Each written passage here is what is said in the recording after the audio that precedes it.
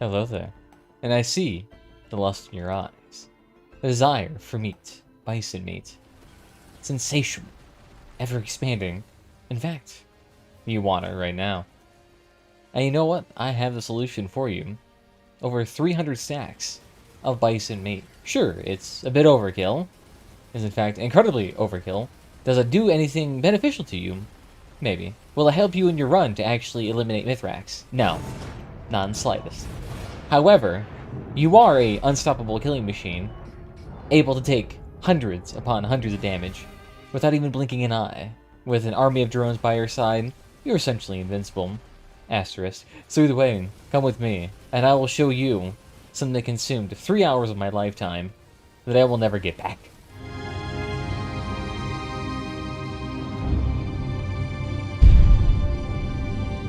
Either way, welcome back everybody. Today we're actually taking a look at this lovely fancy game here called The Risk of Rain 2. Now if you don't know what Risk of Rain 2 is, essentially a dungeon-like roguelike crawler. You go through a variety of maps as a character, bit bop boop, you destroy the characters, you gain some items, you gain more powerful, and you go from there on forward. But the special thing about this game is its unique setting, its unique gameplay, and just the fact that you can go balls to the wall real quickly. I mean, as you saw there at the beginning of this video, it's endgame. My god. But we are playing a character here called Captain. Now, the special thing about Captain, I'll actually have its abilities on screen here, is that it actually has this ability to summon beacons that actually do quite a few things. For one, you can either have it do damage, you can either have it heal you, you can have it unlock things that cost money for you for free, or you can have it resupply your active item, which can be anything from rockets to drones that automatically target people, to lightning strikes that automatically target people.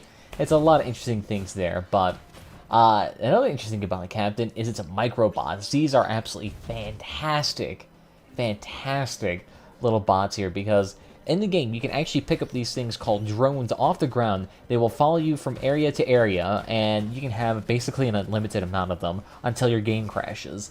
But the interesting thing, as Captain, the defensive microbots you get, which shoot down projectiles once every half a second, those also get applied to your drones. So you can kind of see where the interesting thing comes into play, where you can infinitely reduce projectiles from a bunch of other people. Not to mention that it also makes your robots, or your drones, much more likely to survive.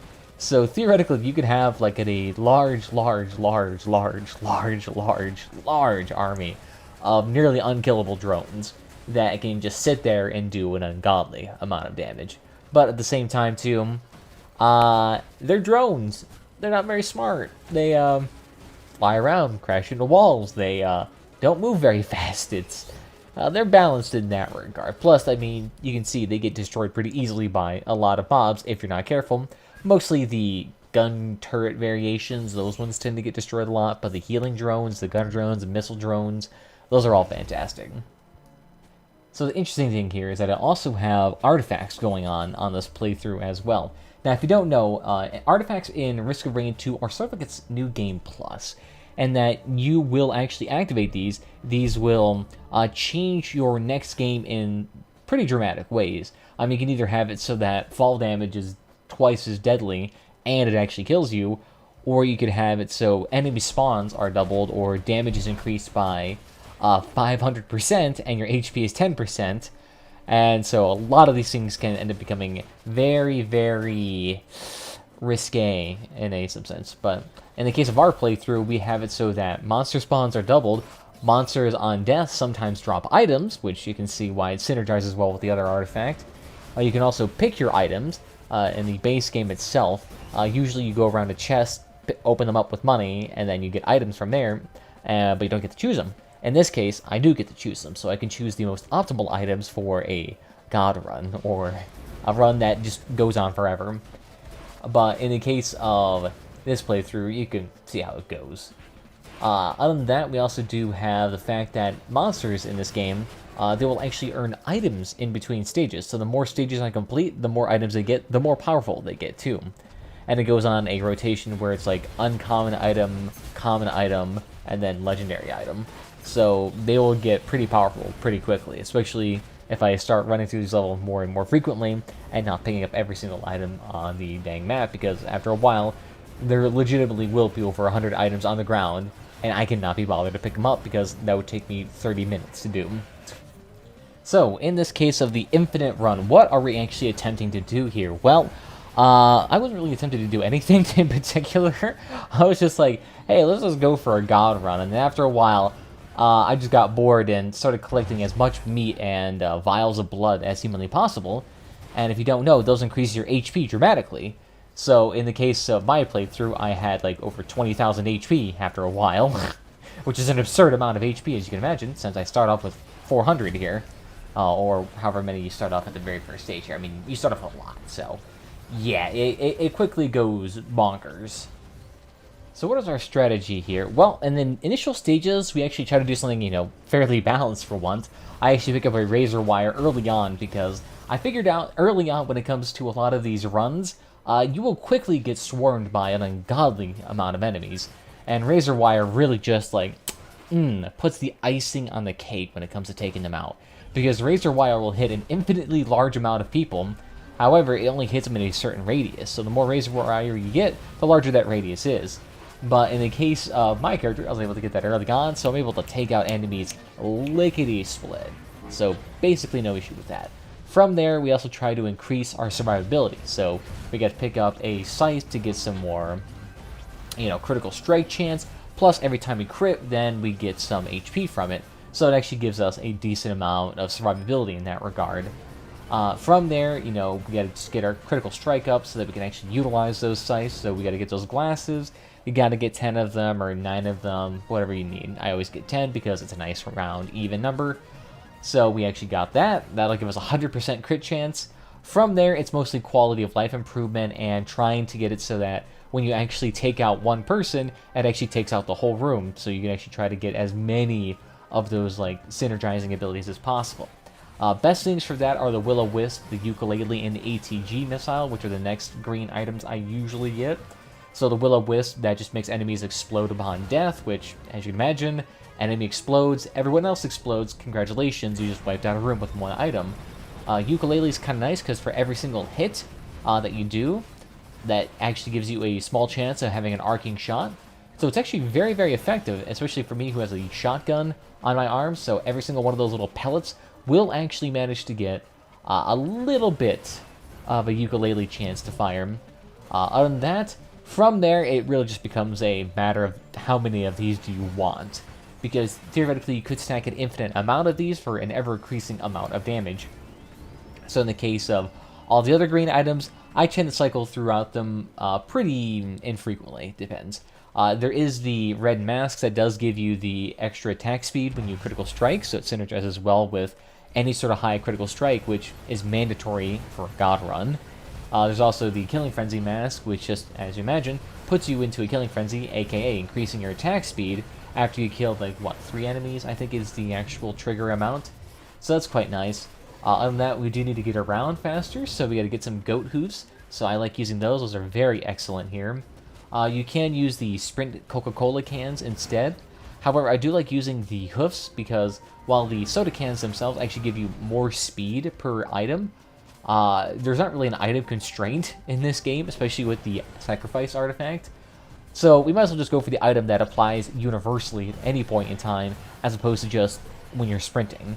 So I usually get the goat hooves too, because that actually allows me to move fast while shooting. You can't do that if you have the soda cans. If you try to do it, you'll just be slowed down. Other than that, that tends to be the majority of the items. The rest, from there on out, are mostly just like minor quality of life changes. So that can be the things like the Grimoire, which gives you gold on death, or a lot of the white comet items actually have a variety of useful perks that can be very helpful. The main thing being the absolute most useful is the Topaz Brooch and the Teddy Bear, because the Topaz Brooch actually gives you a shield every time you kill something, and the Teddy Bear gives you a % chance of blocking an attack just straight outright. So if you have a lot of Teddy Bears, you have nearly 100% chance to avoid damage, which after 100, it's a lot. It's like an exponential decay though, so 100 actually isn't like 99%. 100's like 40 or so percent or whatever. It's still a lot. You'll still be protected from the vast majority of attacks. So there's still quite a few white items we want to stack as well. Beyond that, It's then trying to get the things like the sticky grenade, the tri-point dagger, the gasoline thing. So every single time we have an on-hit effect that gives you a chance to bleed. Killing enemies causes them to explode for an AoE fire damage that ticks over time. And then the sticker grenades just applies a grenade every time they get hit, or potentially when they get hit. It's an on-hit chance. And then beyond that, there's also the one for stunning, which is useful for when you're trying to stop people from attacking. Although to be fair, the main thing that'll get you in the very end, that'll actually kill you, is the Malachite and the Celestial beings that will occasionally blow up in giant voids that can one-shot you, which is not ideal in the slightest. But beyond that, it's actually just pretty much smooth sailing from here on out. You also maybe ask yourself, why is it, like, seem super fast? That is because I have sped it up like a ungodly amount. Not sure what the actual specific amount is here, because it's a very relative amount. It doesn't actually tell me. I just kind of scale it to whatever I would need it to be. But I had to speed it up a lot, because this is a 3-hour run, like I said in the beginning. So you sitting here for 3 hours watching completely unedited footage would be, oh my god, that'd be so boring. Not to mention, too, it is so long. And to be fair, a lot of it's also just me, like, picking up stuff. I am legitimately, for a large portion of this, especially at the very end, I am just picking up 360, 70-ish, whatever, pieces of meat. It's a lot of stuff, so you don't need to see that at all. You don't. It's... you've already watched way too much of it, probably. Other than that, I guess I can also explain what we're also doing in this run. We're also collecting artifacts, so we actually... There's a lot of artifacts in this game. There's like 10 or so or whatever. So, in order for me to actually, like, finish them, I mean, kind of either get a god run or I can do this on the easiest difficulty possible. So, I just decided to do it since I'm already in a god run. Might as well just do, like, the remaining 3 artifacts I gotta do. Downside, I have to basically complete this game 3 times over in order to actually get the artifacts. So, I gotta be here a very, very long time. But, thankfully, once you get, like, an early god run started off, thankfully... with those 2 legendaries underneath our belt, the Ceremonial Daggers and the Resonant Disc, which the Ceremonial Daggers spawns these daggers from dead enemies that then go seek out other enemies and deal 150% damage to them times however many daggers are there. So you can see how it can infinitely spawn into just an unlimited amount of daggers, especially with the fact that these daggers still also activate all the other abilities. So they activate the ATG missiles, the ukulele, the Will-O-Wisp, the tri-tip dagger, the sticky grenades, the everything. They activate everything that they possibly can. So you can infinitely have these loops, which is why the main, actually, like, difficulty and danger of this game is not actually the, it's not the trash mobs. The trash mobs themselves are actually quite easy to kill. It's the bosses, specifically Mithrax, that can actually be a bit of a nightmare, because those dudes infinitely scale, and they scale quite aggressively, and they have the ability to steal your items, so they become incredibly difficult to kill very quickly. So if you're not prepared for that, yeah, it's gonna suck. That's why you generally also try to not only optimize for AoE, you know, for killing trash mobs, but also optimize for dealing single target DPS. The downside with Captain is that he doesn't really have that great of ability that allows him to, like, infinitely spawn to as great of heights as a lot of other characters. Mostly because the shotgun he has doesn't, like, go through a consistent loop of, like, firing. It doesn't just, like, you know, go chunk, chunk, chunk, chunk, chunk if you hold down left trigger. It's more like you hold down left trigger, you can shoot, but then if you hold it down, it doesn't really shoot, it just, like, narrows the firing range till it gets to a dot, and then it stays there pretty much infinitely. So if you actually want to, like, get that consistent repeating firing pattern, you have to sit there and spam left click, which is just, for one, not healthy for your arm, because that's just a repetitive strain injury waiting to happen. But two, it's also just tedious to sit there and click a button 1,000 times. I mean, not the funnest gameplay here. So, yeah, that's why we actually picked up the Little Disciple early on, which is a yellow item that you can get that usually spawns from... Well, actually, most bosses actually spawn a yellow item, but you actually get it from the Willow Grove naturally. But that item is just, I mean, muy bien. It is fantastic because basically you run, and it shoots out a projectile that targets something and deals damage, which is just fantastic. There's also another thing that also kind of helped in this run too is that we were in the Void Fields, which is a area that you complete to get the Rex playable character, but it's super nice in the fact that it gives you a crap ton of items, and it guarantees you a legendary item, and it doesn't actually count against the timer for this mode, which actually determines the difficulty of this game, because as time goes on, the game gets progressively more and more difficult, like every other roguelike in this game. So, being in the Void Fields, it stops progress for the enemies, while allows you to gain a massive advantage. It's ridiculous how much power you can get from this. So that's why people tend to either do this, or the Aurelianite Gold event, in which you activate the Gold Shrine and go to the Gold Realm, which seems kind of redundant, but yes, you do that, and that also pauses time, but that actually infinitely spawns enemies. So if you wanted to, you could sit there in the Gold Realm for an hour and farm a large amount of items to the point where you are guaranteed a God run at that point. Especially if you get it early on too. I mean, it's really nice. But doing this Void event plus the other events, it just gives you so much good stuff, man. It legitimately does. It's excellent. In fact, you can probably start seeing now. I'm not really collecting a whole bunch of items, and you can see that there's like 40, 50 items already on the map, and we're not even halfway through yet.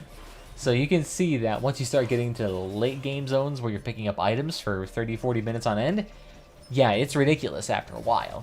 That's why eventually I am just going to have to just straight up cut more and more footage. I've already cut out a couple of levels for you guys because you don't need to see every single level because a lot of them just play the same. Because guess what? I'm going to be running around in circles. These things are going to, the little disciples are going to be shooting at people. They're going to cause the enemies to explode. And then the Ceremonial Daggers do the rest of the work for me, and the Resonance Disc does a lot of the extra work too. So I really don't have to do a whole lot of extra things. But a nice thing about this Void run too is that not only did I get the one legendary, legendary also dropped on the ground again too. So I've been getting absurdly lucky with the amount of legendaries in this run. So I actually picked up an Aegis, which just gives me a shield based on how much healing I do. So congratulations, I now have a very, very large shield, which is excellent for keeping you alive in the early levels. Late levels, though, it doesn't do crap. Because eventually the issue is that the damage for the enemies seems to scale exponentially. So the best strategy for actually surviving an attack from an enemy is to just not get hit, A, or B, stack teddy bears. That's really the only way that you can ensure a God run indefinitely is stacking teddy bears, because the teddy bears, like I said, they just straight up block the attack and you receive 0 damage. So that's like what you need to do. A nice thing though about the captain is that, like I said, because the microbots, the defensive microbots that shoot down projectiles every half a second that scales with attack speed, it's absolutely excellent for keeping you alive, because then that actually eliminates a lot of projectiles around the map. Even things that are on the ground hazards will be cleared with these microbots too. So malachite ground hazards, those lunar plasm ground hazards, a lot of random stuff is just take, not to mention the Lumarin fireballs, the brass contraptions, well, brass balls, obviously. A lot of that stuff will just immediately be cleared by enemies. So these micro defense bots that are applied not only to me, but to my drones that I said earlier, they just provide a huge amount of defense already. So it's almost kind of not necessary for you to stack teddy bears as captain, but it's probably recommended if you're going to try to do Mithrax, because Mithrax is absurdly hard during a God run, unless you've been specifically stacking like damage stats that originate from you, like if you stack attack speed, crowbars, things like that. Then yeah, attacking Mithrax makes more sense. But yeah, that's kind of one thing. But alright, I'm going to head and skip ahead like 30-40 minutes into this run and go to the next artifact, because literally after a while it just becomes me roaming around the map collecting a bunch of items for 30 minutes, so you don't need to see that. The artifact we're doing now is the one of Vengeance, which essentially means my enemy, myself, is going to try to chase me and kill me. And you can actually see that I actually have quite a few more legendaries, and one of the legendaries that's actually kind of an issue is the Lucky Doll, because the Lucky Doll actually revives you after you die, and the issue is that my doppelganger will now revive after he dies. So I have to kill these doppelgangers twice, and the issue is there's multiple doppelgangers, so I'll be killing like 2, 3, 4 of them at a time. It's not ideal.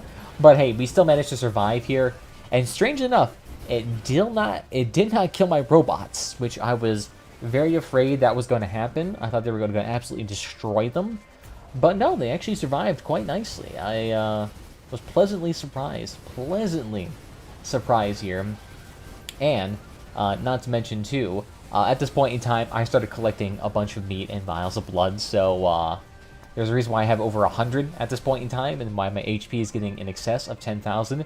It also seems to actually increase the maximum shield that you can have, too, because I think the shield itself is based on your maximum HP and the items, of course, that you have. So it seems that the more HP you have, the more just like base HP you have to work with for shielding. And so it generally does protect you more in the early game. But like I said, once you start getting to the end game content, it's just not going to help you that much. You're going to need more teddy bears than anything. But there we go. Completed. Lickety split. Let's see what else is here. And I mean, ooh, baby. Now we actually skip ourselves all the way to a gold zone, which is quite a few levels later on now. It's quite a bit of time further. Not to mention, too, previously I was in the Delta Plains, and I was just sitting there collecting items for legitimately like 20 minutes. It does get absurd how many items you get after a while. So I'm actually just trying to peel through as much of this Aurelianite as possible. The nice thing about the gold zone is it actually gives you a very unique yellow item that actually summons Aurelianite when you're actually doing the teleporter event here, which is super nice because it actually can take the focus of the boss off you while you're actually in the fight. Unfortunately, this doesn't come with you to Mithrax, but it's actually quite nice. And if you're actually dealing with the chest system, where you're actually having the like recyclers out on the field and you actually have the chance to recycle yellow items, it's actually a great way to recycle it into something more useful, like the Magma Tooth or Little Disciple again, or literally any other yellow item. But, you know, it's nice. You get there, and, like I said, still have the ability to infinitely wait there and infinitely gain power. Yeah. But you can see now, at this point, it's kind of coming incomprehensible as to what's happening on the map. Unless you have a very strong familiarity with this game, you do not know what the f is going on right now. It is so incomprehensible. Doesn't help that it's going at, like, ×3 speed right now, because I am way too impatient to show you what this looks like at a normal pace. And even at a normal pace, it is still incomprehensible. So I'm just going to kind of tell you what I'm doing at this point. At this point in time, I am just going around the map, collecting as many drones as I humanly can before I move on to the next zone here. And the thing is that at this point in time, there's just too many items on the ground. You can see with my little radar going off every 10 seconds, thankfully to all of the Gestures of the Drowned, which is a lunar item you can get. There's that blue item you can get. That's where I've been going through into the bazaar. I've been getting these Gestures of the Drowns, which just activate your activatable item, I guess, for lack of better words. And it also dramatically reduces its cooldown by 50% for each stack.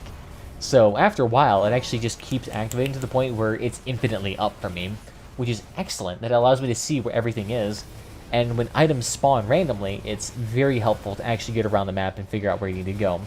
And in the case of me, it's extremely helpful for finding out where the devil is all the drones. I don't know where they went. Oh yeah, and on top of that, I keep getting legendaries like every 3 seconds. What the hell?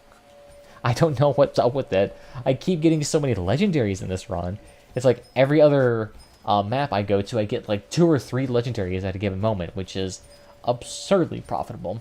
Not to mention that this Mushroom Grove here has a guaranteed drop for a legendary item in a chest, similar to that of like the Magma Chamber or the Soleus event, or I'm not sure which mode that's actually called, the one with all the Avarroys that actually attack you, the birds, because then you get the Avaloi Worship Unit that will then drop a legendary item. But that one's actually perfect for group content, since the Avaloi unit will actually drop a scaling amount of legendary items depending on how many group members are there. So if you have 4 people, it'll drop 4 legendaries, which is quite nice.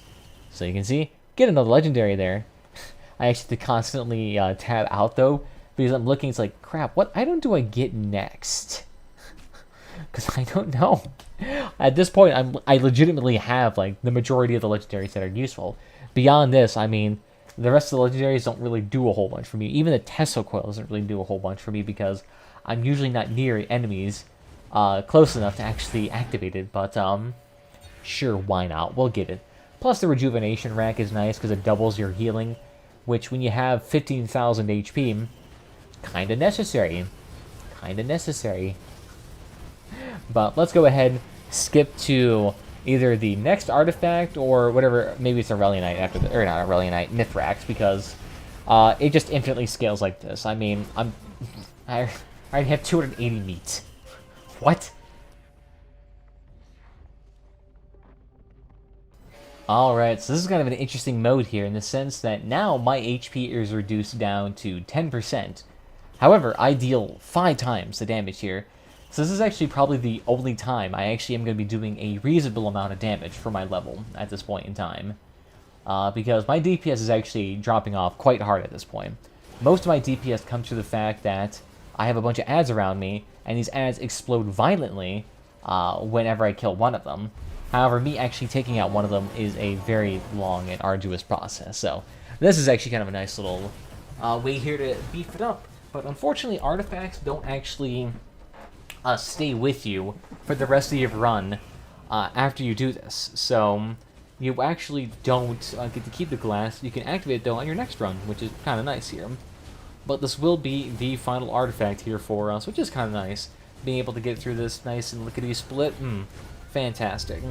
I think this should be at least the last artifact, unless we got the artifact of dissonance, but I believe I got that one at literally the very beginning, so yeah. Other than that, yeah, we also got a couple of more legendaries, and we got the Spleen Buster yellow item, whatever the devil it is. I don't know what it is. I know it just makes people bleed, it gives me critical strike chance, and if people are bleeding when they die, they blow up. So congratulations, now my enemies blow up multiple times every time they die. They blow up like 3 or 4 times, which is absurd. And then they turn to deck. I mean, yeah, it's pretty like ridiculous at this point. Like, you don't even need to have that many of one item. If you literally have one of every single item in the game, you will become ungodly powerful. Unless you get the lunar items. If you get the lunar items, then you are basically going to guarantee that your run fails immediately. But yeah, let's get this done, and then next, Mithrax. So, fun fact, this is not sped up at all, in fact. This is what this game is running like at peak performance in a late game run here. This is legitimately... this is what it looks like at the very end. Like, you thought my last playthrough of this game was incomprehensible. At this point in time, I don't even know what the hell is going on. I have basically every single legendary in the game right now. So, basically everything is occurring at once. Everything is blowing up. I don't know what the f is going on, my dude. You know what's really nice, though, is that the Lucky Clover mixed with teddy bears is excellent, because that essentially doubles your chance of blocking an item. So, those two things right there, if you get like a 40% chance, congratulations, now it's an 80% chance. But, dang son, is this thing just like next tier of ridiculousness. It's so much going on, it's physically slowing my computer. Not to mention too that with all of the items on the ground too, that is also making me lag a whole bunch. Disregarding the fact that now I also have like 17,000 drones. By the way, Mithrax now to the lunar base.